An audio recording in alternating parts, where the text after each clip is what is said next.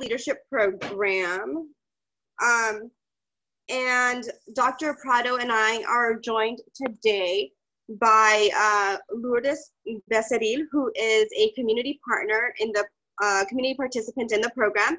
And we're also joined by Tania Pichardo and Carmen Patino, both communication studies major. Tania is a COM 157 intern with us, and Carmen is the student assistant for this project. Next slide.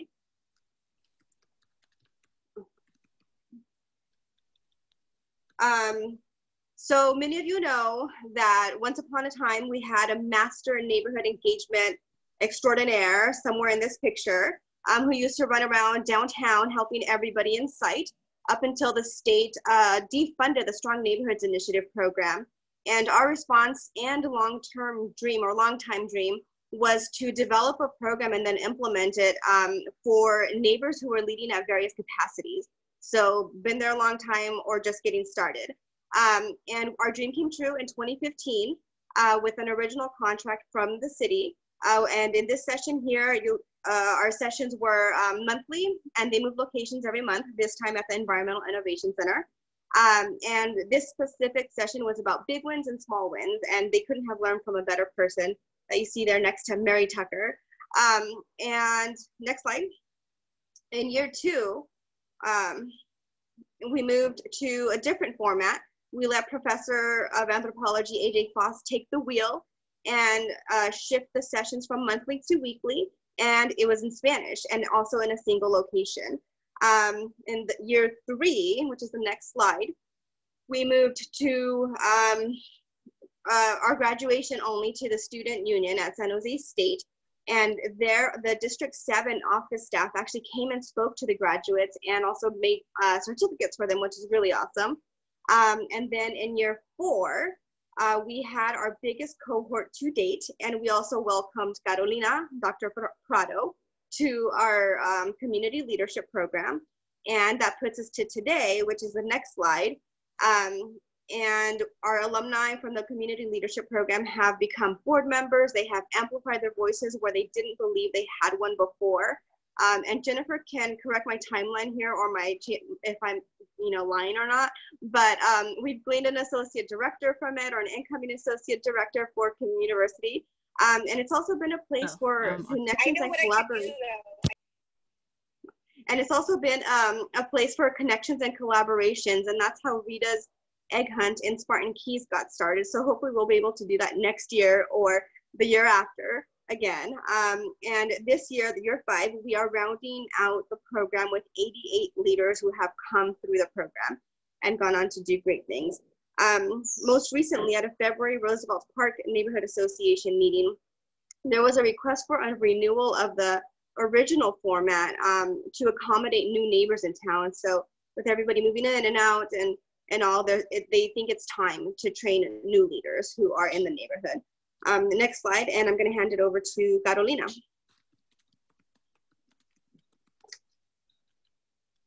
Muted. Yes, hi, everyone, again. Hi. I'm going to transition into talking a little bit about the program itself. So the purpose of the program is to develop leadership among residents of low-income communities. And really the goal here is to build the grassroots leadership base of the Central San Jose community and beyond. Next slide. And I want to show sort of like an overview of what the program looks like. We we base the program based on this model of building healthy communities through the tool of community-based research. And so I have this, like hand-drawn figure here around sort of the feedback relationship between data or research, strategies for building movement and change, or bettering community experiences. And for the program, we work on this model through, in the outline that you see here on the left, which is starting off with 4 weeks of developing skills, where we address how to conduct a research project and talk about the role of research in building social change. And after those 4 weeks of training, the participants have 18 days, or this semester we had 18 days to apply skills, where they facilitated their own community dialogues. In the past, these were focus groups. This year, or this semester, we had to have them be individual phone interviews, and we'll talk about that in a second. And then the last 3 weeks is continuing to develop skills and applying them, specifically around how you analyze data from community dialogues, and looking at what the main themes are that arise from the dialogues and how these can be used to create strategies for change. And we'll talk about some of the preliminary findings in a second. Next slide. And so the way our curriculum looks is that workshop 1, we start with introductions, we talk about what is research, and we do a series of activities to identify what community issues are of the utmost importance to community members. So we do sort of what are all the issues that you see in your community, and a lot of them come out. And then we, work on identifying which ones are the priorities, and we'll talk about that in a second as well. Workshop 2, we talk about recruiting participants for a community dialogue and developing good interview questions. Next slide. Workshop 3, we talk about how to facilitate an interview, the responsibilities of the participants as researchers, and we practice that facilitation as groups. Some of the basic principles we use are around using conversational tones, asking follow-up questions, and setting connection between the interviewer and the interviewee. And then workshop 4, we look at taking good notes and drawing conclusions from those notes. We have a snapshot or a screenshot here of what it looks like to do some of the group work in Zoom. Next slide. And then the participants go out into the world to do their interviews, or in past years, their focus groups. These are some pictures of the handwritten notes that participants took on their interviews. And we even have a cameo here from some art that you can see in the third picture here from one of the participants' kids. Next slide. And then when we come back, the last 3 workshops are reflecting on how the dialogues went, doing an intro on data analysis and how we can draw themes from inductive coding, and they analyze all of their interviews, and each person interviewed 4 people, so this took a long time. And then also practicing how to present those results for our expo, which we're going to have next Thursday. Next slide, please. When we discussed the community issues a lot, as maybe you can imagine, there were a lot of different issues that folks were interested in addressing in their community. Here we have a little word cloud of some of the issues that came up for the community members. Next slide. When we try to, narrow some of these issues down during our first meeting, these were kind of the big issues that came up. There's issues of public security, transportation, and traffic issues around schools, environmental issues around green areas, community parks, dealing with waste and recycling, and then education, having better curriculum for kids. And after having 2 sessions, two parts of 2 sessions on this, we narrowed the topics down into 4 groups. Next slide. And those groups that were chosen as the highest priorities for the participants, which also, worked a little bit around sort of what the community was that each group wanted to focus on. So this was also kind of part of one of the factors that led the parents or the participants to identify what group they wanted to focus on, is who they wanted to work with based on their sort of geographic location. And so the final groups and topics identified were education workshops for parents, public safety at the neighborhood level, women's and children's rights, and immigration rights and resources. Next slide.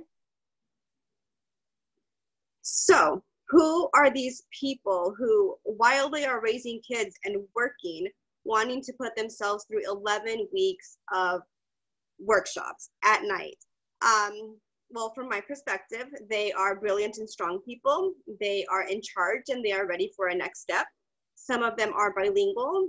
All of them are active in whatever you can imagine, their kids' school, their causes, their communities. They are parents of all age ranges, down from 1 year old up to adulthood and college. And I'm totally not holding it against anybody that one of their students wants to go to Sacramento State. And they are proud and they are passionate, but they are nervous about getting the work right. They are very involved and owning the work that they are doing. And if you look at the map on the left, you'll see that the majority of our participants are from District 3, but we also had reach in District 5 and District 2. Next slide. And how are they doing with COVID-19? We had a pre-shelter-in-place conversation before the order came down, and everybody was ready and prepared to keep coming. They were comfortable as long as everybody did what they were supposed to: wash your hands, disinfect, don't come if you're sick, that whole thing. They were very comfortable with continuing. We had a conversation recently about how they've been handling it, and some people expressed going through the phases of denial, and it's a conspiracy, it's not actually happening, and then finally coming around to it and having faith that everything is going to be okay. And basically just saying que nos tocó, or basically this is what we have been dealt to handle. And others express frustration educating a child at home when you don't necessarily have the skill set to do so. Being in need, and there was total amazement when before these people could finish their sentences, that the other half of the group jumped in and offered phone numbers for resources that they needed, and even offered to just help. And so from that, I created a folder of resources, and you can see on the right side more or less what the resources are, pulled from different websites, pulled from social media, from different organizations and agencies that they could use. It is a public folder for anybody to use, but I've shared it all with them via text to use whenever they need it, and they know they can always text me. So it's been a very supportive community through Zoom. And the biggest pivot, aside from me being scared as heck that nobody would want to come onto Zoom, was pivoting from focus groups where we have 5, 6 plus people in one session to individual phone interviews. The silver lining there is that it was easier to schedule, only worried about 2 people, and also we did not need a venue. Next slide. And I'll hand it over to Carolina. Oh, you're muted. Sorry about that. So we ended up having 44 individual phone interviews that were completed. Each participant did 4 interviews in total. The interviewees that they interviewed ranged from mentors to peers. The interviews themselves ranged from around 20 minutes to more than an hour. They conducted these interviews mostly on cell phones, WhatsApp, Facebook Messenger, and Zoom. And they partnered with each other, each group, to take accurate, efficient notes. So one person took facilitator notes, the person who was facilitating the interview, and the other person would take more in-depth notes. Sometimes their schedules didn't match up. So one of us, or the maestras, or the CLP team members helped them write the notes. And on the right here, you see a picture of a sample interview invitation created by Eva Cruz, one of the CLP participants. Next slide. And when they came back on workshop 5, we asked them to reflect on how their interviews went. What were some things that came up for them, things that went well, things that they felt could be improved. And there was a whole range of reflections on this. Some of the key ones was that participants felt that the interviews were a chance for them to create allies for the moment and leaders down the road. They also, started thinking about questions they hadn't considered before on their topic. It helped them motivate themselves to keep working on these issues. Elizabeth mentioned the feeling of being nervous, and some of them talked about how it helped them to get out of their comfort zone and to kind of be more motivated to enter the community involvement arena. And as well as, noting that doing the interviews made them see that there was a need for more current and ongoing training for community involvement. Next slide. And I'm going to pass it along to Tania Pichardo and Carmen Patino to talk about the group that they supported in the program and their specific reflections on how their interviews went. Hi, thank you, Carolina. So I was fortunate to work with the ladies who did interviews for immigration. It was such a great time working with them and seeing the effort that they put into the research, including interviews and kind of zoning down into ideas that came from those interviews. The passion really came through of how much they really want to be part of that change within their community. And although the ladies didn't always see eye to eye, they were able to really communicate with each other and work and agree on something that worked for both of them. So it was nice to see that these ladies, although English is not their first language, it wasn't an obstacle to be part of that change that they want to see. I'll go ahead and hand it over to Carmen. Thank you, Tania. So I had the opportunity to actually work with the public safety group, and as Carolina— Next slide, sorry. Trying to make sure that you're on the right slide. Okay, thank you. And as Carolina had mentioned before, you know, these community members get the opportunity to conduct these diálogos, right? So these group interviews, and they each interviewed 4 people, and they practice their facilitation skills. So how do you manage a small group? How do you keep the group focused, and how do you engage them? And also honing in their note-taking skills. And I know that I worked with my group a little bit beforehand, because they were very anxious. They were very, they had self-doubt. And I know that, you know, my group in particular, they're Spanish speakers. They are low income, they come from a low income background, and one of them actually struggles with reading and writing. And so this is all a new platform to them, right? They've never done this. So they're nervous about it. And then seeing them go through the actual interviews was really inspiring, because they went through with it and they figured it out. And afterwards, we went over things like, okay, what did we do well? What can we improve on? And one specific example that I want to share with you guys is one community member, she wanted to drop because she was feeling so insecure about it. And, you know, I encouraged her and I said, no, listen, we're here to support one another. We're here to learn together. And I know she also spoke to Elizabeth, and she stuck with it, and she's excited about, you know, what the future is going to hold. So her knowledge, you know, just got stronger. Her confidence with her skills got stronger, but also she feels empowered now that she has a voice and that she can actually do something with the future projects that she will be taking on. And so, yeah, that's been my experience working with my group. And up next, I'm going to pass it on to Dr. Prado to go over the preliminary findings of the different groups. Next slide, please. Thank you, Carmen. So I'm going to kind of try to power through some 3 of the group's preliminary findings, because we have the honor of having one of our participants here who will talk a little bit more in depth about her group findings.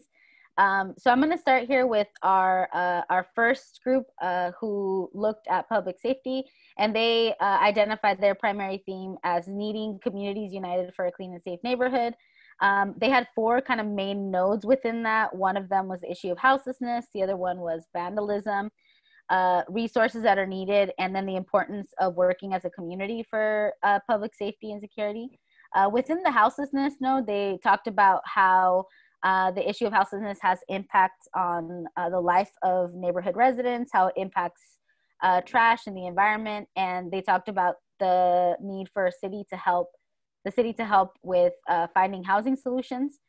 Within vandalism, they talked about drug sales being a problem, crime and theft and vandalism in the community.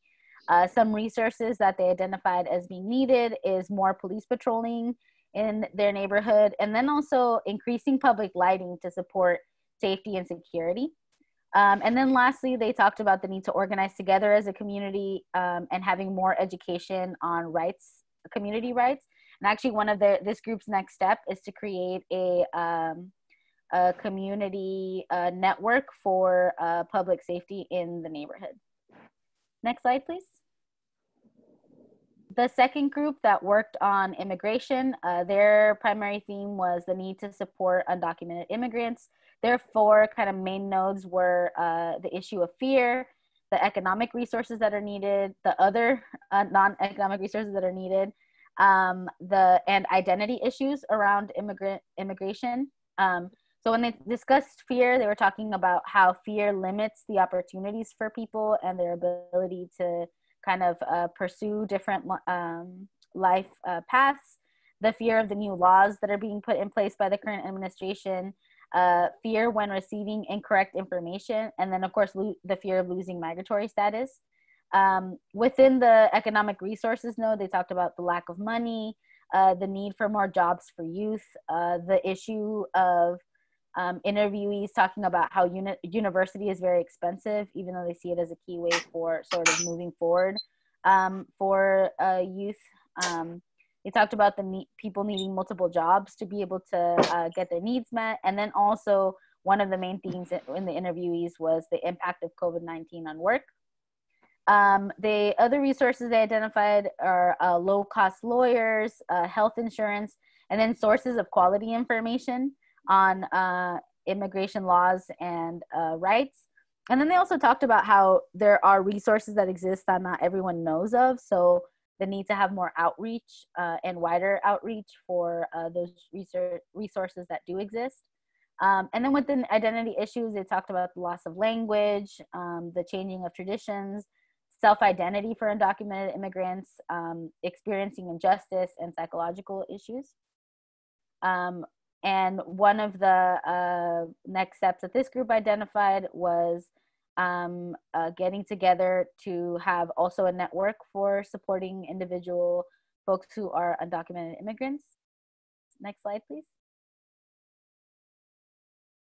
And then our third group was focusing on parent education, and they identified their theme as needing resources and education for school parents. This group was also very, as the other groups were, kind of focused on a particular area, and their location is Sunrise Middle School. And so the four kind of main nodes they talked about were workshop scheduling for parent education workshops, resources for workshops, better communication, and topics of interest to parents. So many of the interviewees talked about how the workshop should be later in the day because of the conflicts that there is with work schedules. Many of them talked about needing the workshops to be after 6 p.m. And they also identified sort of the beginning or the end of the week as better for their schedules.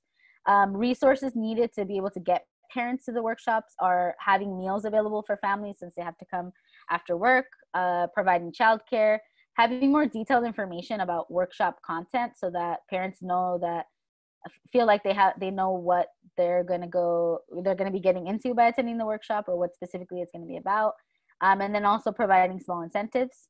In terms of better communication, they talked about having more information for parents before the school year starts, having communication in Spanish.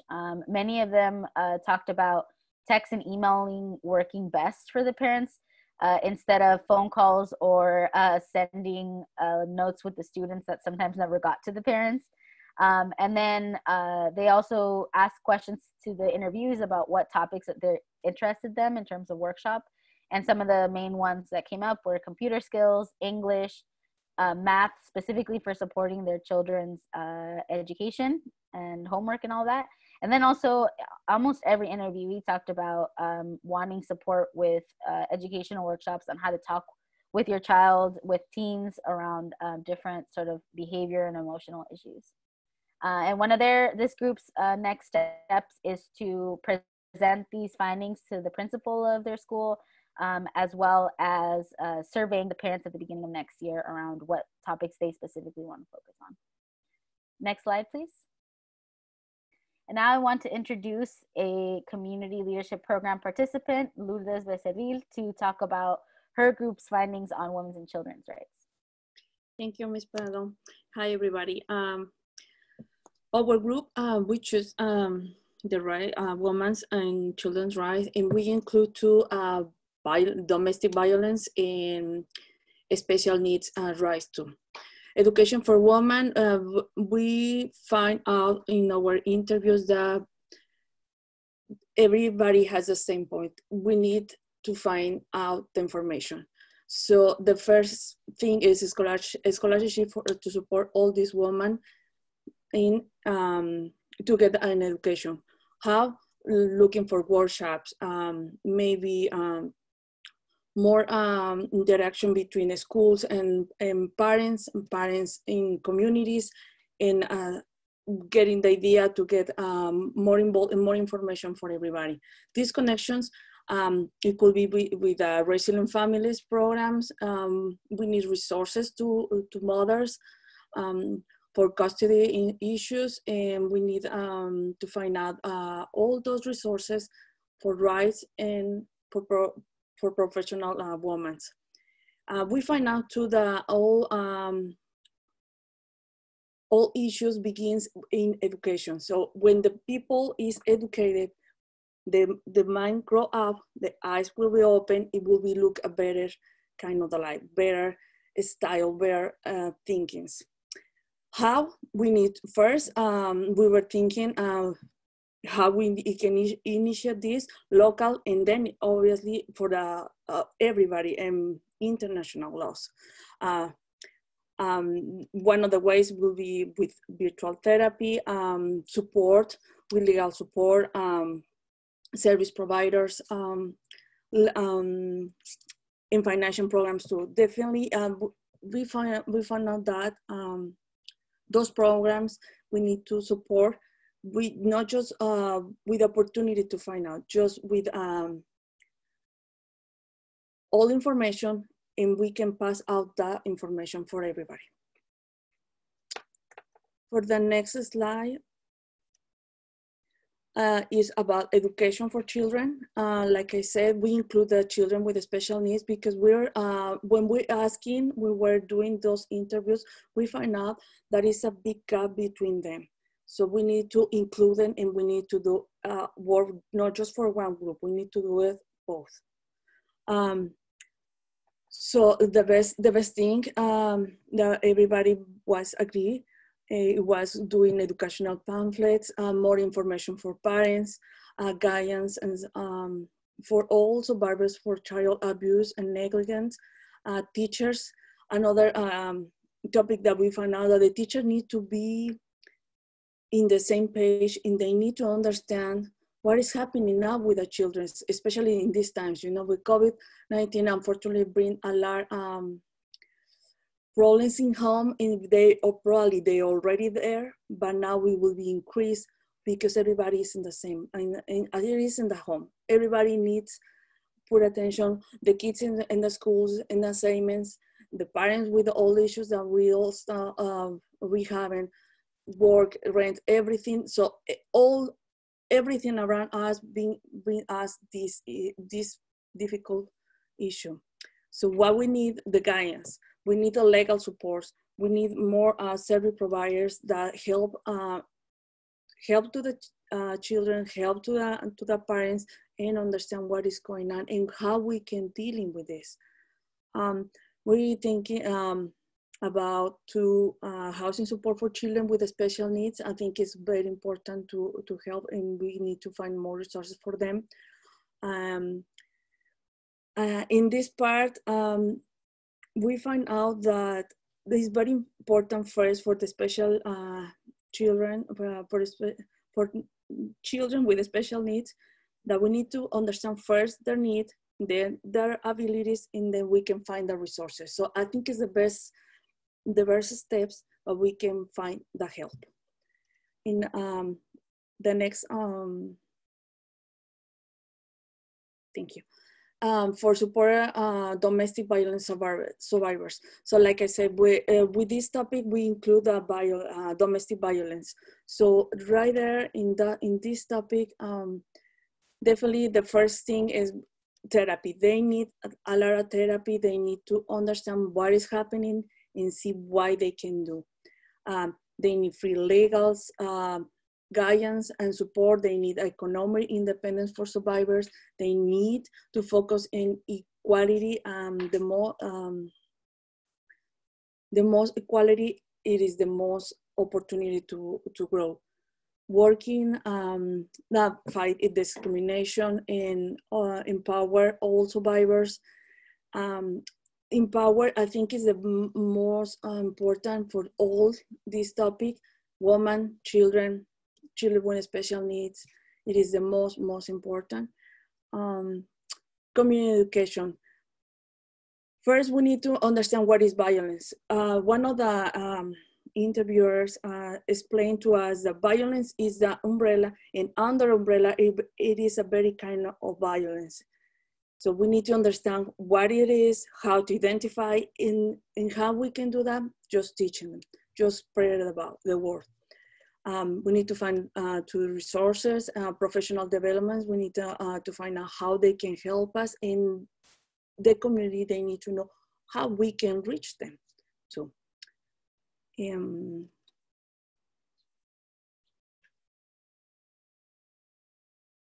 For the next slide. Okay, for next steps, we think in two big ones. First one, recruit more people.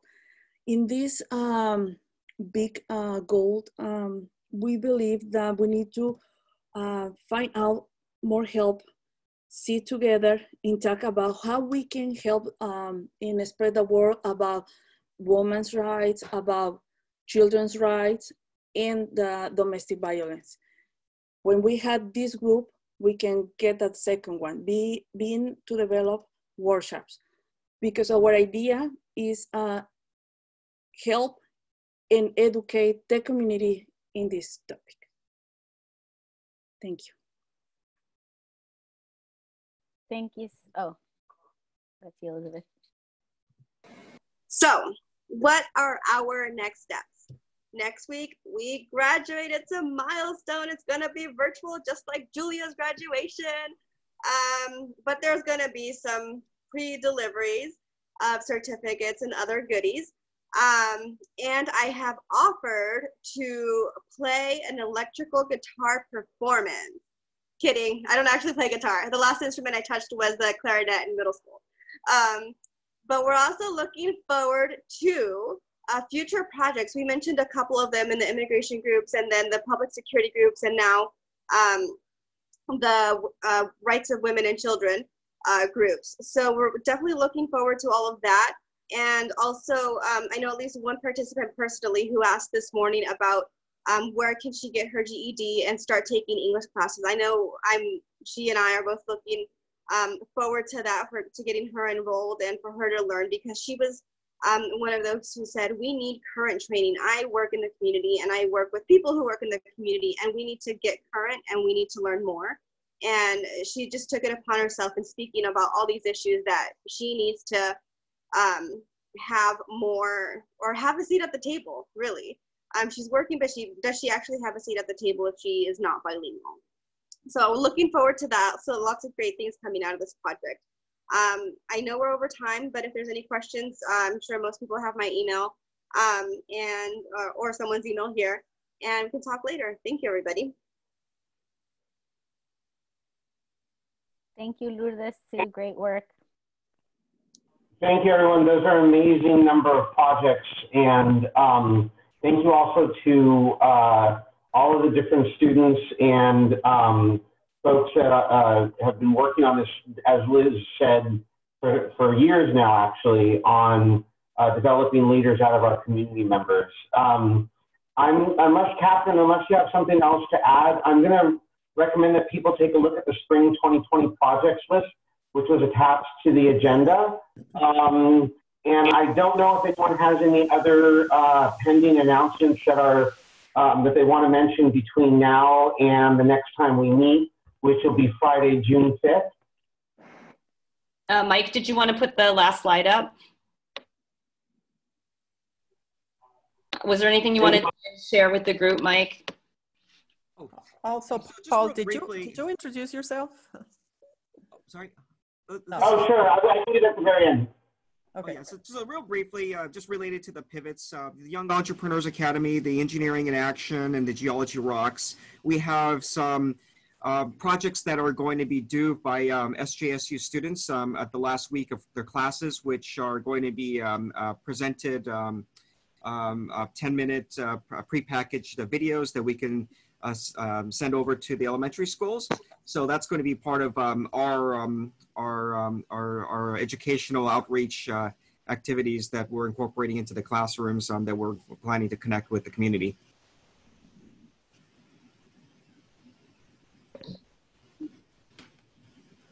Thank you, Mike. Also, I see the Food Waste Warriors and these additional programs. As Imelda mentioned, my name's Paul Kerr. I work for Mayor Ricardo, and I've worked for the city now for a little bit over 20 years, and appreciate the honor to chair the meeting today. I did want to mention that if anyone has any skills and some extra time and you're interested in volunteering for different groups, whether it be meal delivery at school sites, helping deliver meals, you can sign up locally at SiliconValleyStrong.org. That's a collection of all the cities in Santa Clara County. That's actually what I'm doing on the back end, and we'll make sure that we connect you with a nonprofit community group to see how we can continue to help the community. Catherine, I don't know, Catherine, Elizabeth, Melda, do you have any other items? We just want to thank everybody for coming, and I know that the meeting went over, so I really appreciate your fortitude on Zoom. Thank you. Yes, I want to echo that, and thank you so much. And please note that the next meeting is Friday, June 5th, also on Zoom from 11 to noon. And with that, we'll adjourn the meeting, and just please remember to wash your hands, but don't drink any bleach. Thank you all. Everyone. Thanks, everybody. Stay safe. Bye-bye. Stay safe. Bye, Shika. Bye, Mira. Bye. Bye. Bye, Lourdes. I might stay on for a little bit, so.